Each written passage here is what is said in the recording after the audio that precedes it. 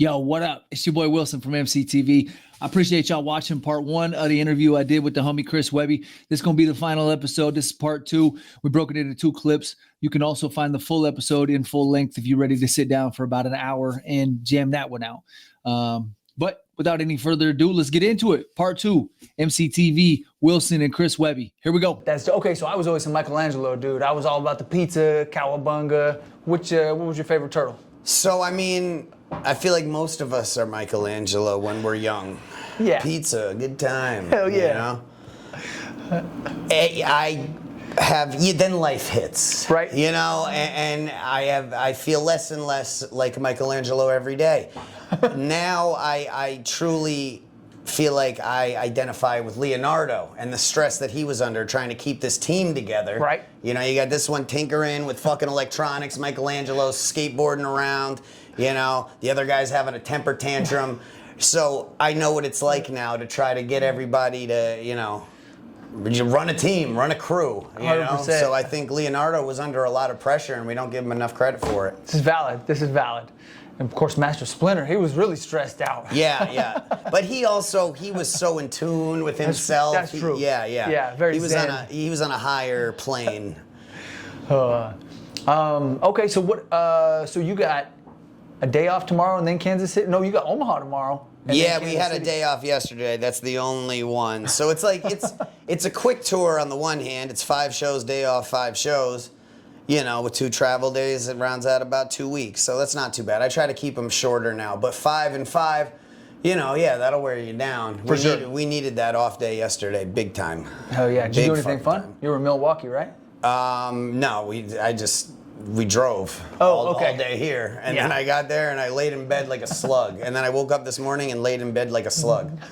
Watch Netflix. You got to recoup a little bit. You know what I mean? Yeah. It's important. It's important. You know, and vitamins are super important out here. You got to really be on top of your immune system and, you know, try to compensate for the lack of sleep, the whiskey, the terrible food, which is becoming more and more unavoidable every day at this point. You know, everything is fucking poison. So you're out here, you know, you walk into a truck stop and, you know, you hungry, you want a snack. Everything is trying to kill you for Real the talk. unless you just get like a little bag of nuts, and even those might have fucking pesticides on them. It's unbelievable. So you know, it's you got to detox. You have to boost your immune system as heavily as you can, and you know, just survive until you get home. And then put the pieces back together. Do you try and live by kind of I mean, obviously on tour, anytime you're traveling, it's tough to eat healthy. A lot of the times you're hitting a truck stop or whatever because you're like, I'm gonna get gas, I gotta get back on the road. Yeah, there was a McDonald's or nothing situation the other day, which I was absolutely furious with. I've never been a McDonald's guy. McDonald's is disgusting. They say now it might even be human meat. So, we just lost our sponsorship. Yeah. I would, McDonald's is the worst of the worst. And I got a snack wrap because I was fucking starving. And I got 2 of them, and I couldn't even do the second one because it just really, ugh. But I needed something. So yeah, those are the decisions you have to make at times. But you know, we do our best. I do my best. I can't speak for everyone in the van. Some of them do terribly, honestly, when it comes to food choices. I've seen it. But you know, hey, we all got our problems, though. You know, food isn't my vice. For sure. I've got some others, though. I feel like Qdoba is a good alternative when you're on the road, if you can find one. You know what I mean? Like a burrito is But generally... have you looked into, where Qdoba gets their, you know? There you go. You ruined Qdoba for me. Well, I can't say one way or another, but I would imagine they're owned by one of these mega corporations that own everything, and that they probably got a ton of seed oils and God knows what else. That might be people meat too. Who knows? Oh no. Yeah. Yeah. It's probably not. All right, Qdoba's probably. That's the soundbite that's gonna go viral. At very least, not human meat. Probably. So what do you do? I mean, you said you like to try and kick back and watch a little Netflix or whatever. When you're on the road for a big stretch, this one's a little shorter than most, but when you got a 30 city tour, 40 city tour, what do you try and do to let loose and just kind of try and get back to some normalcy when you're out on the road? I just save the normalcy for back home. There's no normalcy out here. Yeah. I let loose on stage. That's where I get that out, and you know, that's the best part of it. Yeah. The kind of man step into the ring just like Rikishi and make you kiss my ass on broadcast national TV. That's the best part of it. Yeah. You know, that's. But it's a toxic kind of relationship.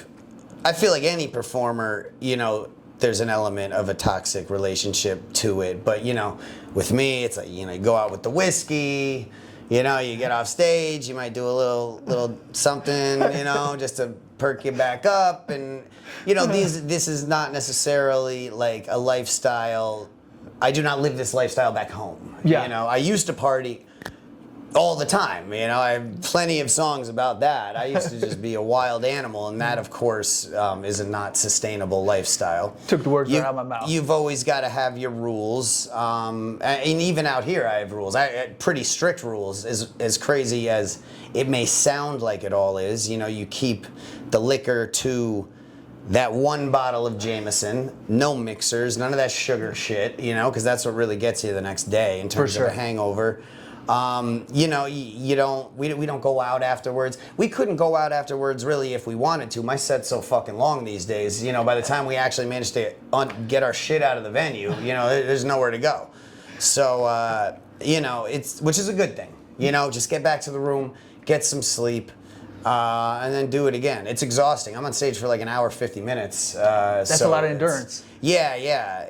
I don't know how I do that one particular thing, but I guess it's just kind of like evolved and become ingrained into my very being, you know, because I've been doing this longer than I haven't been at this point, which is pretty fucking crazy. That's exciting. So, okay, this was something that popped into my head. I did have a little bit of a format, but it's on my phone, and I didn't want to keep looking at my phone. So along the way, because at this point, music is sustainable enough that it pays your bills full time and everything, obviously, you know what I mean? Like that's the Safe bread to and say butter. that, yes. Yeah. But along the way, a lot of people, you know, in Hollywood or whatever, will have to wait tables or work in a restaurant or, you know what I mean, bartend or whatever.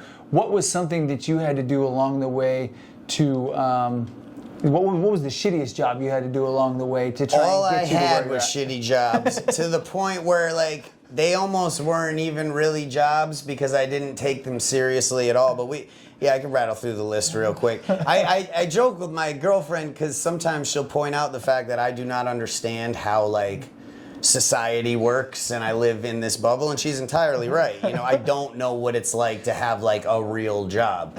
I worked at Leslie's Pool Supplies. That was the worst one by far. That Seems was like it'd be kind of laid back. no, it's not. It's the worst. You gotta carry around these disgusting chemicals, highly toxic. You have to test people's pool water when they come in and like do math to figure out how much chemicals they need. I don't even have a pool. Full I chemist. never had a pool. So, and I'm bad at math. So I'd always have to ask someone. It'd make me look stupid, whatever. And they never got me a shirt that fit. I worked there an entire summer. They gave me a medium of the previous person who worked there, and they said, we're gonna get you a large or an XL. They never did. So this entire summer, I got sleeves barely over my shoulders.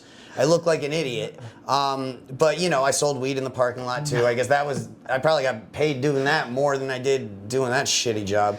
I worked at a place called Border Grill, did the cash register there for however long until I just stopped going. I worked at an appliance store carrying out TVs and shit like that until, again, I just kind of stopped going. I worked at, the last job I had was working at Pump It Up, which was a little kid birthday party place with inflatable everything. And just had like a whistle around my neck, and that one like overlapped with the beginning of my rap career, so it got to the point where some of the kids were starting to be like, my older brother listens to your music, and I'm like, oh Jesus. That's you know, comedy. but the money, you know, I didn't have any money off of the music yet. You know what I mean? It was starting to pick up, but obviously the money doesn't come right away. Not for me, at least. It took a while to get that part figured out because it was mixtapes, you know? It was Yeah. all free. It generated no income and it costed money to make. So, just a bunch of odd jobs like that. Worked fixing boats with one of my cousins, fixing bathtubs with my grandpa. When I say fixing, they did the fixing. I was just kind of there, high, being Handing like, tools. here's, yeah, exactly. I'm useless at many things. And my brief time in the workforce has proved that in spades. Wow, you're hella talented with a pen and a mic, so props to you on that, And brother. I've learned other things too. I learned by necessity. So like I've now learned a lot about homeowner shit and how to fix little things, because when I don't know how to fix it and someone's got to come and it's $3,000, it's like, all right, hold up, let me actually, how'd you do that? Right. You know, YouTube. Yeah. It's important to learn. So I do like to learn some of that stuff. You know, I've learned the broad strokes of running a business, obviously, you know, and how money works, kind of. It's very complicated, but, you know, certain things still evade my understanding, insurances and, like, taxes, like, but you get guys for that, you know? Right. Well, I know you're ultra busy. I just wanted to close it out with one last thought. This one is kind of cool to me. So you are at a point where, I mean, I think Apathy put it best when he said on that podcast, he said, you're in rock star mode. And I think you are. You know, I see you doing gigantic festivals with Troll and Black Pegasus out in Colorado when you do the Webby and Friends, you know what I mean? Yeah. And big stuff like that. Shout out Black P, that's the homie. Good guy. Yeah. But I think you're big enough now. You could probably collab with anybody you wanted. And if I was as big as you, I would be kind of working through a bucket list going, this was my idol. You know what I mean? Maybe I can team up with this dude and do a track. Is there somebody on your bucket list that you're still, you know what I mean? Like, man, one day I'd kind of like to rock with this dude. That's a good question.